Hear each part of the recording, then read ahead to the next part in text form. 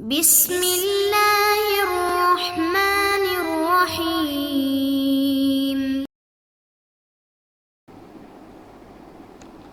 اعوذ باللہ من الشیطان الرجیم، بسم اللہ الرحمن الرحیم۔ الحمد للہ رب العالمین، والصلاة والسلام علی سیدنا محمد وآلہ الطیبین الطاہرین۔ عزیز ساتھیو، السلام علیکم ورحمۃ اللہ وبرکاتہ۔ آج کی ہماری گفتگو کا عنوان ہے حقیقت شرعیہ۔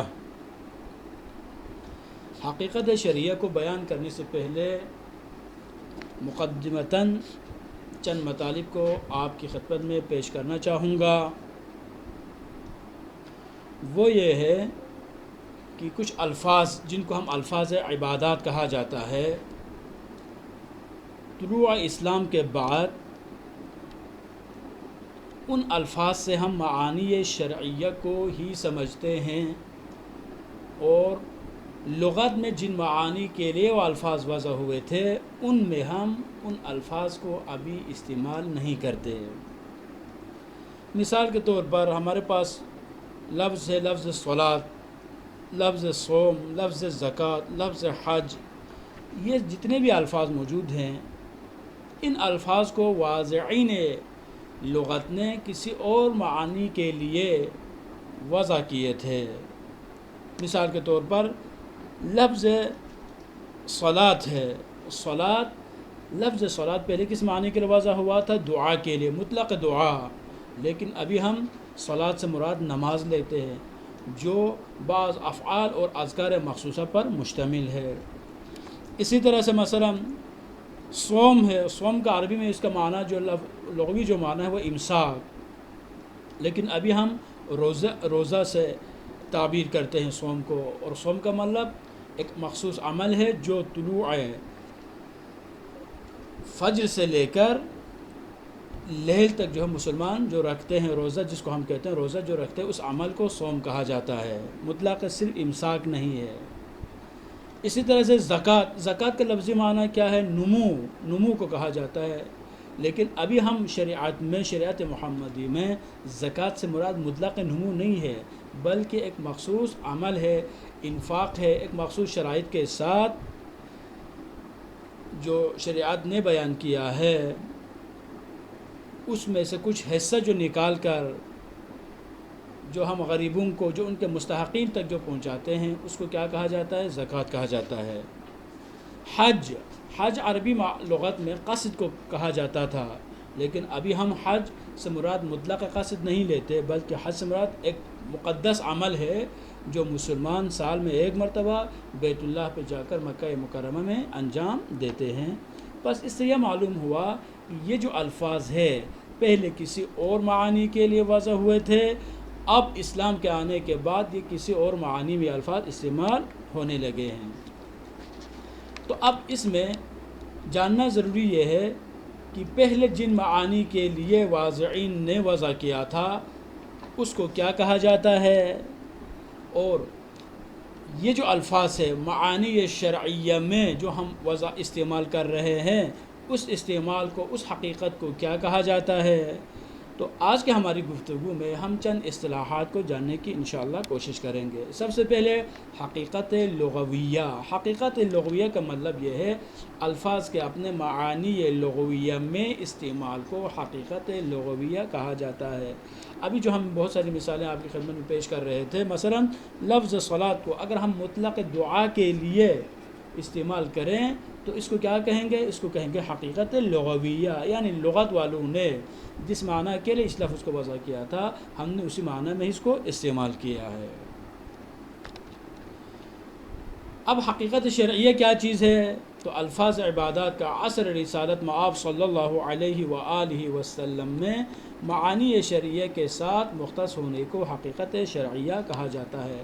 اگر ہم فرض کریں مثلا کیا ہے، لفظ صلاۃ پہلے اگر دعا کے لیے لفظ وضع ہوا ہو، اور عصر رسالت مآب صلی اللہ علیہ وآلہ وسلم جو آپ کے 23 سالہ جو مبارک جو زندگی ہے، اگر اسی 23 سالہ عرصے میں ہی اگر لفظ صلاۃ اسی معانی شرعی کے ساتھ ہی اس میں مختص ہوا ہو، اور مسلمان لفظ صلاۃ سے وہ عبادت ہی اگر مراد لیتے ہوں تو اس کو کہیں گے حقیقت شرعیہ، یعنی خود عصر رسالت مآب صلی اللہ علیہ وسلم میں یہ الفاظ عبادات معانی لغویہ سے نکل کر معانی شرعیہ میں مختص ہو گئے تھے، اور مسلمان ان الفاظ سے وہی معنی ہی سمجھتے تھے جن کے لیے شریعت محمدی نے ان الفاظ کو استعمال کیا تھا۔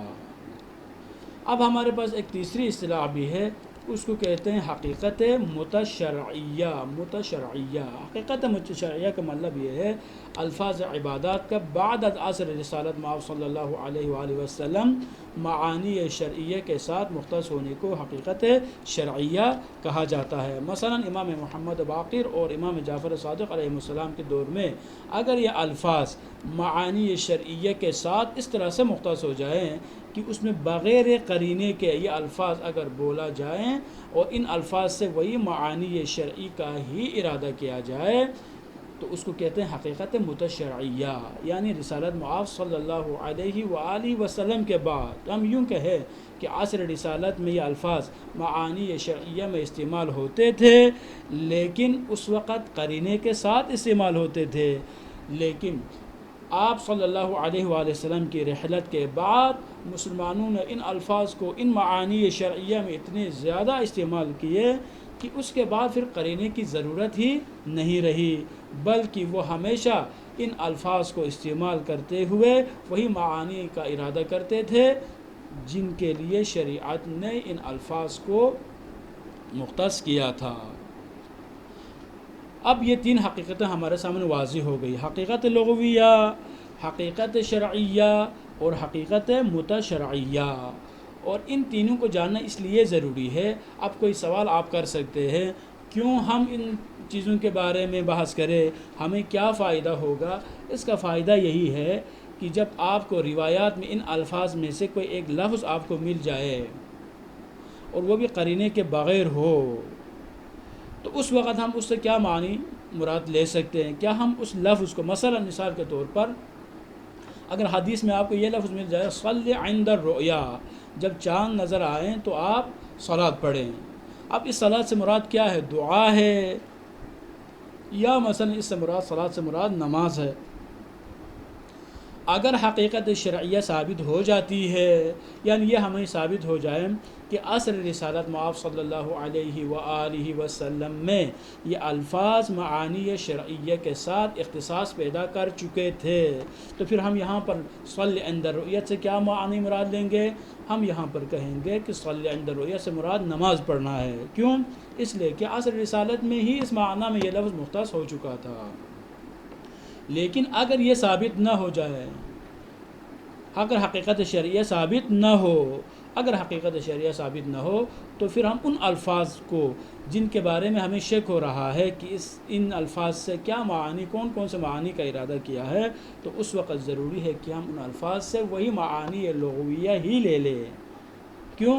اس لیے کہ یہ الفاظ عصر رسالت میں معانی شرعیہ کے ساتھ اختصاص پیدا ان الفاظ نے اختصاص پیدا نہیں کیا تھا۔ بس نہ کرنے کا یہ ہمیں کیا اس کا نتیجہ اخذ کریں گے؟